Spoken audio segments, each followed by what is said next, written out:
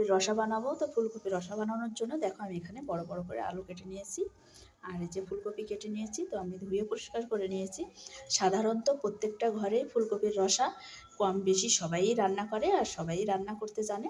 তো আজকে আমি ফুলকপির রসাটা বানাবো, আমার মনের মতো করে আমি ফুলকপির রসাটা বানাবো। তো চলুন রান্না করতে থাকি আর আপনারা দেখতে থাকুন।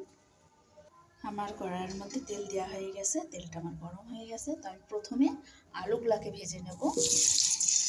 এখানে হালকা পরিমাণে হলুদের গুঁড়া দিয়ে দিচ্ছি। আলুটা আমি লবণ বাদে ভাজা করে নেব। আমার আলুগুলা বাদামি কালার করে ভাজা হয়ে গেছে। তো আমি আলুগুলাকে তুলে দিচ্ছি। এবার আমি ফুলকপিগুলাকে ভেজে নেব।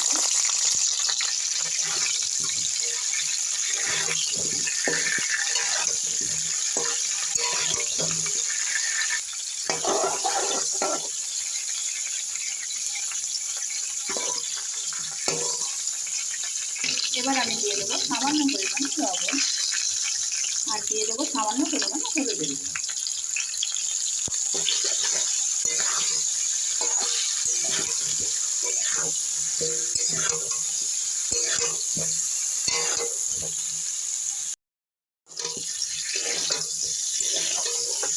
তো আমার ফুলকপিগুলো বাদামি কালার করে ভাজা হয়ে গেছে। আমি এবার তুলে নেব।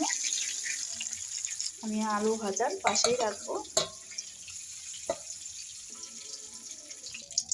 ফুলকপি ভাজার তেলের মধ্যে আমি সামান্য পরিমাণে আর একটু তেল দিয়ে দেবো। আর ফুলকপিটার ভিতরে তেল ঢুকে আছে অনেক।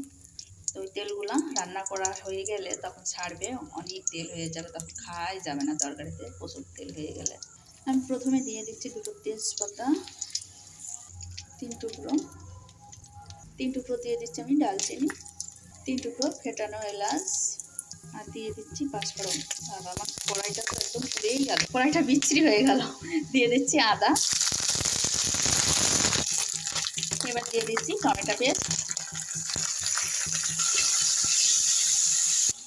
এবার দিয়ে দেবো হলুদের গুঁড়া, জিরার গুঁড়া, লঙ্কার গুঁড়া, ধনিয়া গুঁড়া আর লবণ।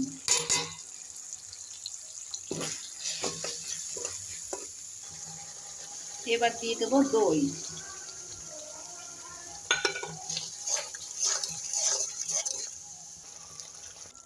এবার দিয়ে দেবো পোস্ত দানা বাটা।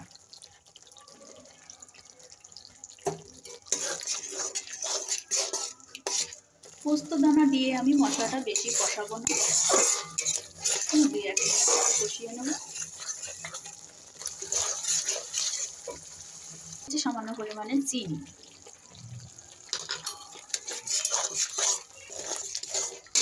এবার দিয়ে দেবো ভেজে রাখা ফুলকপি আর আলুগুলো, মশলার সঙ্গে একটু কষিয়ে নেব।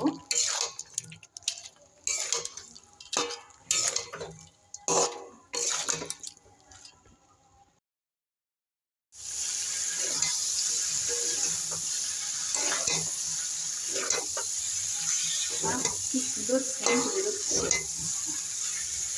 গন্ধটা কি সুন্দর, বাসনাটা আর কি সুন্দর খুঁজবো, অসাধারণ। তবে মশলার সঙ্গে ভালো করে ফুলকপি আলুটাকে কষানো হয়ে গেছে। আমি এবার জল দিয়ে দেবো।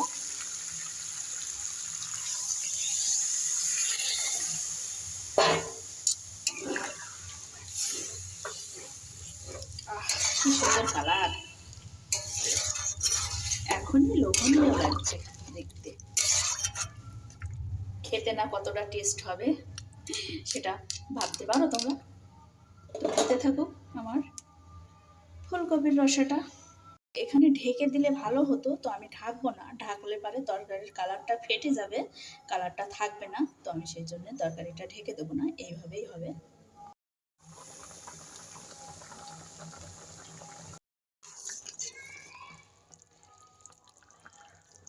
আলুটা দেখে সিদ্ধ হয়েছে কেমন। ও বাবা, মরমের মতো গলে গেছে। আমার এই তেজপাতাগুলোর আর কাজ নেই, ফেলে দিই। তো আমার ফুলকপির রসাটা রান্না হয়ে গেছে, আমি এবার নামিয়ে নেব। তো এখানে থাকলে তোমরা ধনিয়া পাতা দিতে পারো, আমি ধনিয়া পাতাটা দেবো না। তো আমি নামিয়ে নেব।